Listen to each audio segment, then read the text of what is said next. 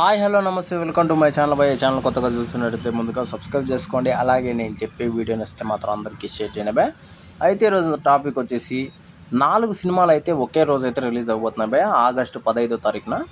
నిజానికి ఇలా జరిగితే మాత్రం నేనైతే ఈ ఒక్క సినిమాని మాత్రం పక్కన పెట్టేస్తాను. ఎందుకంటే ఆ సినిమాని అసలు ఈ టైంలో రావద్దని కూడా నేనైతే చెప్పేస్తాను. నేను కన్నా ప్రొడ్యూసర్ అయితే ఖచ్చితంగా ఈ టైంలో అయితే రిలీజ్ అయితే చేయను.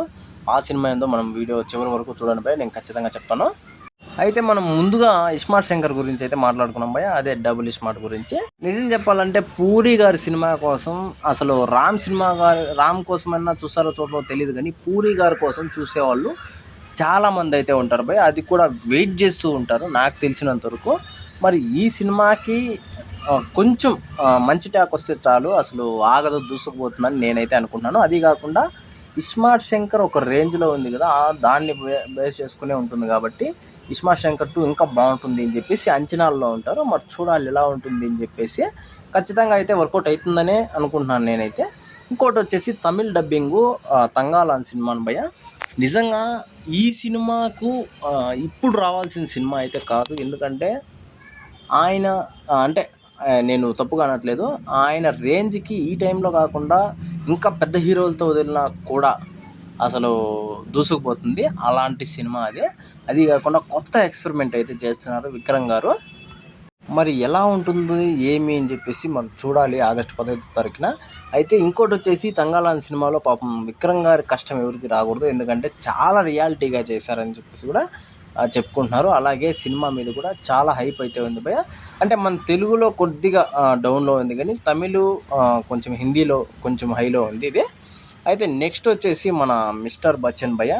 నిజానికి ఈ సినిమా గురించి చెప్పాలంటే హరిశంకర్ గారి గురించి మనం మాట్లాడుకోవాలి. ఆయన పాపం చాలా కష్టపడుతున్నాడు, ఎందుకంటే ప్రమోషన్ చేస్తూ మన రవితేజ గారి కంటే ఎక్కువ కష్టపడుతున్నారు భయ సినిమా మీద. అంటే ఆయనే డైరెక్టర్ కాబట్టి ఆయన కష్టపడడంలో తప్పు లేదు. కాకపోతే రవితేజ అన్న కూడా అంతకు మించి కొంచెం కష్టపడి ఉంటే ఇంకా బాగుండు ప్రమోషన్స్కి నేనైతే అనుకున్నాను. కాకపోతే ఈ సినిమాకి కూడా వచ్చిన డోకా అయితే ఏం లేదు భయ. కొంచెం టాక్ బాగున్నా అసలు రవితేజ అన్న ఒక రేంజ్లో అయితే దూసుకుపోతాడు, అది మనం చెప్పాల్సిన అవసరమే లేదు. అలాగే బాగాలేకపోతే కూడా కొంచెం డౌన్ అయ్యే పరిస్థితులు ఉంటాయి. కాకపోతే మన కలెక్షన్స్కి డోకా అయితే ఉండదు భయ. అది అనుకున్నది వచ్చేస్తుంది ఆ ఫిగరు. అంటే రవితేజ అన్న సత్తా అలాంటిదే. ఇంకా లాస్ట్ సినిమా వచ్చేసి ఇదే ముఖ్యమైన సినిమా కూడా, ఇంకా మన జూనియర్ ఎన్టీఆర్ గారి బామర్ది భయ హాయ్ మై మదర్ ఫ్రెండ్స్ అని చెప్పేసి సినిమాతో వస్తున్నాడు. ఇది ఫుల్ కామెడీ అలాగే ఎమోషనల్తో నడిచే సినిమా అని చెప్పేసి కూడా మనకి యూబీఏ సర్టిఫికేట్ కూడా ఇచ్చారు భయ.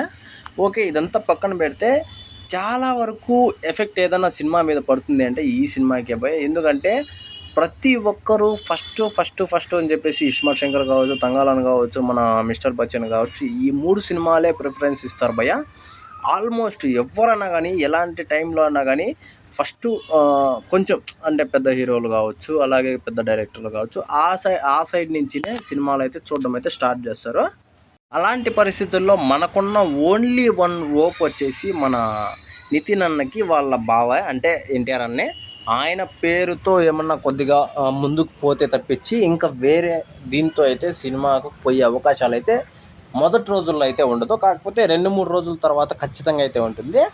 కానీ చాలా తప్పు చేశారని చెప్పేసి చాలామంది అయితే చెప్తున్నారు భయ్. ఎందుకంటే ఒక్క సినిమా 2 సినిమాలు అయితే పర్వాలేదు, ఏకంగా 3 సినిమాలు కాంపిటీషన్గా వస్తున్నారు భయ్య. ఏ ఒక్క సినిమా హిట్ అయినా కూడా ఈ సినిమాకి పోతారన్న నమ్మకం అయితే ఎక్కువ మందికి లేదు. లేక పొరపాటున 2 సినిమాలు హిట్ అయినాయో ఇంకా ఆ సినిమా కొంచెం డౌన్ అయిపోతుంది. అయితే మనం అందరూ అనుకోవచ్చు నిజానికి 4 సినిమాలు వస్తే 5 సినిమాలు వస్తే మనకి జరుగుతుంది కదా అది ఇది అని చెప్పేసి. అయితే చాలా తక్కువ థియేటర్లు అయితే దొరుకుతాయి భయ్య.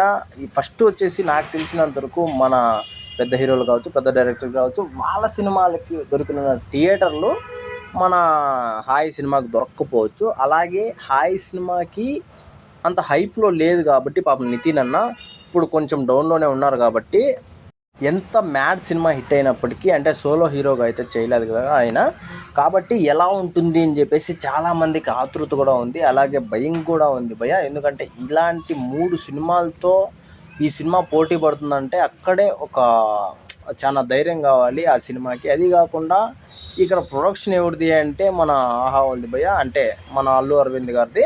అక్కడ ఇంకా పెద్ద కొంచెం అంటే జనాల్లో కొంచెం ఆడియన్స్లో కావచ్చు, ఫ్యాన్స్లో కావచ్చు, కొంచెం విపరీతమైన కొంచెం ఏదో క్యూరియాసిటీ అయితే మొదలైంది భయ్య.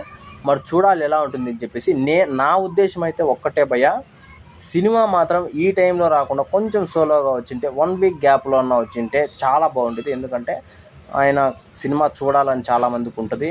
మరి ఎలా ఇలాంటి పరిస్థితుల్లో రావాల్సి వచ్చిందో మనకు తెలియదు. కాబట్టి చూద్దాం ఎట్లో అట్లా అని చెప్పేసి నేనైతే అనుకుంటున్నాను. అయితే ఈ విషయం మీద మీరేమనుకున్నారో కింద కామెంట్లో తెలియజేయండి భయ్య. అలాగే ముందుగా మీరు ఏ సినిమా చూస్తారో కూడా కింద కామెంట్లో తెలియజేయండి భయ్య. మర్చిపోకుండా తప్పకుండా దయచేసి